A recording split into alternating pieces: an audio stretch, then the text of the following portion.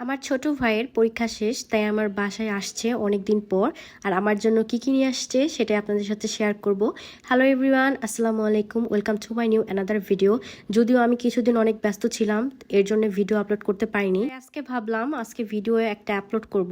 আর আমার বাসা কিন্তু অনেক পুরানো, এর জন্য হচ্ছে জায়গায় জায়গায় রঙের এই অবস্থা, প্লিজ ইগনোর করবেন। আমি কিন্তু আলহামদুলিল্লাহ অনেক ভালো বেকিং করি, কেক স্পেশাল। বাসায় যারা আছে সবার ফার্স্ট ডিমান্ড থাকে কেক বানিয়ে খাওয়াইতে হবে, কিন্তু এগুলো আসলে এতদিন আমার কাছে ছিল না। টাঙ্গাইল থেকে বাসা পাল্টানোর সময় এই বেকিং এর সব ইকুইপমেন্টস গুলো আমি আসলে গ্রামে পাঠিয়ে দিয়েছিলাম।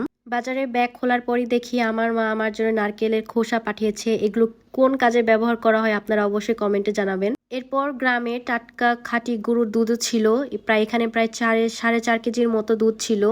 আর আমি একটু ভয়ই পাচ্ছিলাম যাতে দুধগুলো নষ্ট না হয়ে যায়, কারণ সকাল 8টার সময় আমার মা বলতেছিল দুধগুলো কেনা হয়েছিল, জাল দিতে পারে নাই। তাই আমি সাথে সাথে জালে বসিয়ে দিয়েছিলাম এবং অল্প একটু সেমাইও রান্না করব দেখে ছোট একটা পাতিলেও বসিয়ে দিয়েছিলাম। আর এরপর দেখি আমি আমার ভাইয়ের সাথে হালকা পাতলা কথা বলতেছিলাম। কথা বলতে বলতে দেখি এই পলিথিনে ছিল তেজপাতা, আর এই তেজপাতাগুলো কিন্তু আমাদের নিজেদের গাছের তেজপাতা এবং এটার ঘ্রাণ অনেক সুন্দর। আমি আমার জন্মের পর থেকেই দেখছি আমার মা সবসময় আমাদের নিজেদের গাছেরই তেজপাতা ইউজ করে, বাইরে থেকে আর কেনা লাগে না। এরপর আমি বাজারের ব্যাগের থেকে আরো বের করতেছিলাম মাংস, পরে দেখি এটা ব্রয়লার মুরগির মাংস। আমাদের বাড়িতে যেহেতু ব্রয়লার মুরগির ফার্ম আছে, তাই ব্রয়লার মুরগি সবসময় আমার মা পাঠিয়ে দিবে, এটা তো কম্পালসারি থাকবেই। মুরগিটা সুন্দর মতো একদম ক্লিন করে এবং মাইটা কলিজা শুদ্ধ আমাকে দিয়ে দিছে। আমি তো হাসতেছিলাম যখন দিয়ে দিছে এটা দেখে। আর এই মুরগিটা কিন্তু আমার ভাই নিজের হাতে পরিষ্কার করে তারপর নিয়ে আসছে আমার জন্য, দেখেন কত কষ্ট করে।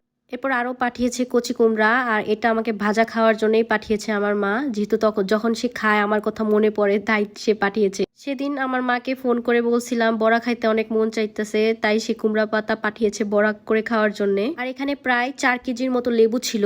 আর এই লেবুগুলো কিন্তু সবসময় আমি গ্রাম থেকে নিয়ে এসে খাই, কারণ কেরানীগঞ্জে লেবুর দাম অনেক বেশি। বলতে গেলে কেরানীগঞ্জে লেবুর দাম হালি হিসাবে বিক্রি করে, কিন্তু মানিকগঞ্জে কিন্তু লেবু কেজি হিসাবে বিক্রি হয়।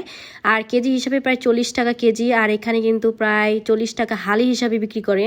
এর জন্য লেবু যেহেতু আমি অনেক বেশি খাই, আর এর জন্য আমি লেবু সবসময় গ্রামের থেকে নিয়েই আসি। আর এখানকার প্রতিটা জিনিসই আমার মার হাতে, নিজের হাতে পাঠানো। আর প্রতিটা জিনিসই কোনো না কোনো সময় আমি ফোন করে বলছি, হয়তো আমার খাইতে মন চাইছে বা খাওয়ার ইচ্ছা জাগছে, আমি তাকে ফোন করে বলছি এবং সেটা সে মনেও রাখছে। এবং যে যখন আসে তার সাথে কিন্তু এভাবেই কিছু না কিছু জিনিস সবসময় পাঠিয়ে দেয়। তাই আপনাদের সাথে একটু ছোট করে শেয়ার করলাম গ্রামের থেকে আমার জন্য কি পাঠিয়েছে। তো লেবুগুলা আমার খুবই প্রয়োজন ছিল। গতবার বাড়িতে গিয়েছিলাম তখনও 3-4 কেজি লেবু নিয়ে আসছিলাম।